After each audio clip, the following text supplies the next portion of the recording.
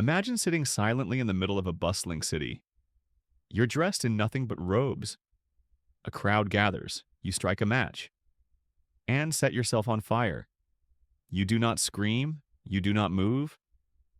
You burn until your body falls, lifeless, still in meditation. This isn't fiction. It happened. In 1963, a Buddhist monk named Thich Quang lit himself on fire in protest and didn't flinch.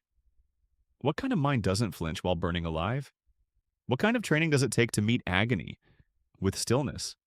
And what can we, living in the age of instant comfort and fragile egos, learn from that? On June 11th, 1963, in Saigon, Vietnam, a monk calmly walked to a crowded intersection. He sat down, cross-legged. His fellow monks poured gasoline over his body. He lit a match. And as the flames exploded around him, he didn't move. The world froze. The photograph of his burning body, motionless in perfect meditation, was printed in newspapers from New York to Paris. In America, President John F. Kennedy said, "No news picture in history has generated so much emotion around the world." Why? Because the world had never seen discipline like this. Not in boardrooms, not in armies, not in churches. Certainly not in modern Western life, where people melt down over delayed Wi-Fi. Thich Quang Đức didn't just make a political statement. He exposed a spiritual gap in the modern soul.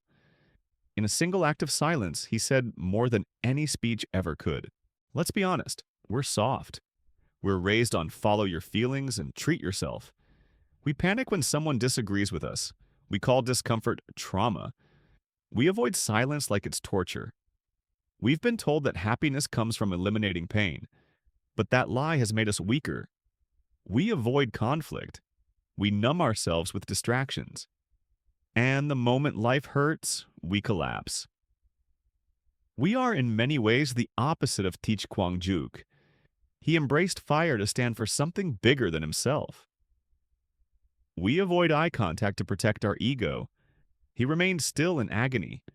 We scroll endlessly to avoid boredom. The contrast is brutal, but it's also a mirror, because somewhere deep inside us, we know we're capable of more.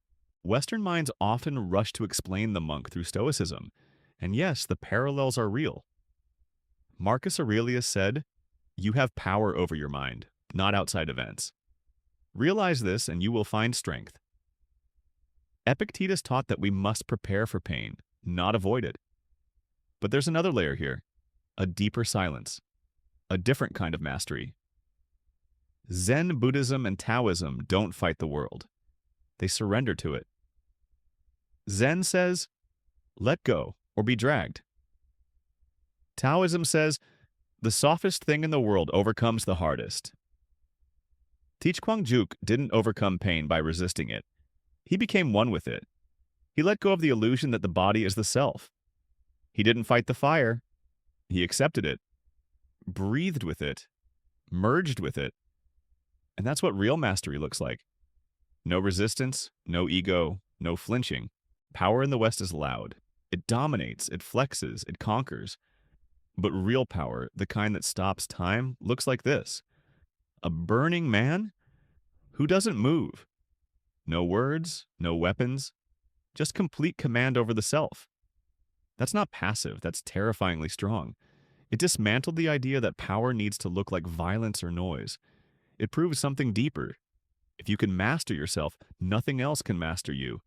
And that it's why the photo shook the world, because it shattered our illusions and reminded us of the quiet power most of us have never touched. You may never face fire like Thich Quang Đức, but your fire will come. It will come in the form of failure, rejection, breakups, loneliness, addiction, panic, doubt. The world will test you, and the question is, will you flinch? Or will you be the one person who doesn't? Will you react like everyone else? Or respond with stillness? Thich Quang Đức didn't perform that act out of impulse. He trained for decades in silence, in service, in meditation. His calm wasn't a stunt. It was the natural result of years of practice. Your test may look different, but the preparation is the same. You don't start by lighting yourself on fire. You start here. Wake up when you don't want to. Do the workout when no one's watching. Sit in silence when your mind screams for distraction. Say no when your body begs for ease. Speak your truth without needing approval. These are small fires, small flames. And every time you sit through one, without flinching, you build your inner steel.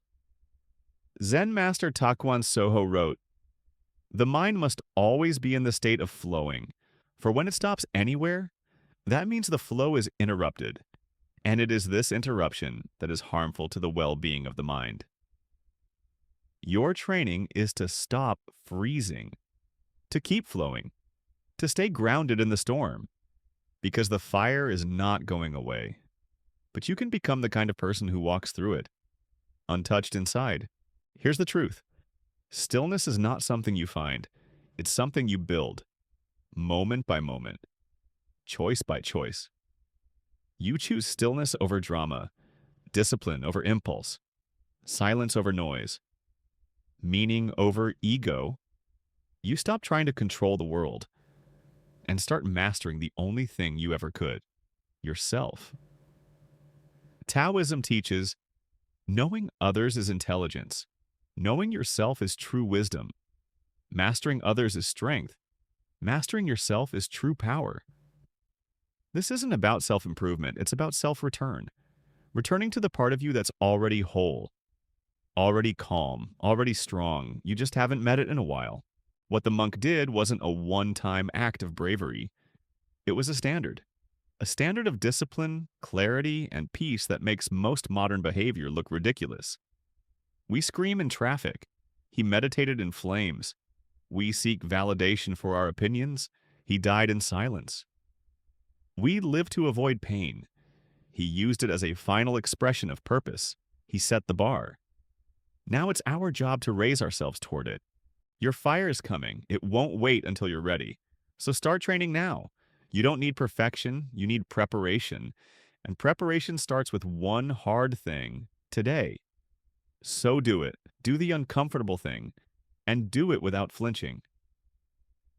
Be like the cliff, said Marcus Aurelius, against which the waves crash, but it stands unmoved.